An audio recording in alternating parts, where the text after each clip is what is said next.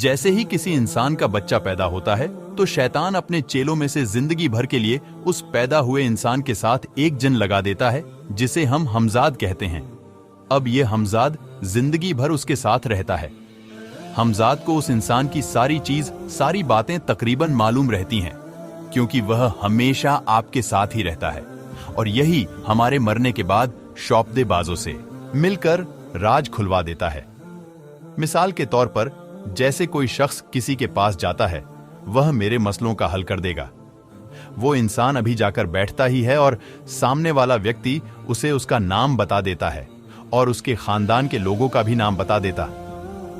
इस पर उसे शख्स को विश्वास हो जाता है कि सामने वाला आदमी बहुत पहुंचा हुआ है, बिना बताए ये सब बता देता है। आओ जानते हैं यह गैब की बातें कैसे बता देते हैं। ये अपने हमजाद को कुफ्र करके मना लेते हैं। हमजाद इनका साथ देता है क्योंकि शैतान का काम ही बिगाड़ करना है।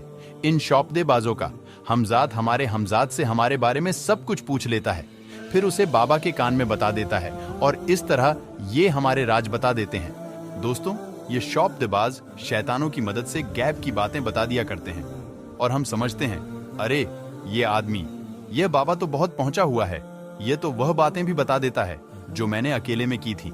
दोस्तों, गैब का इल्म सिर्फ अल्लाह को होता है, तो ऐसे लोगों से दूर रहे।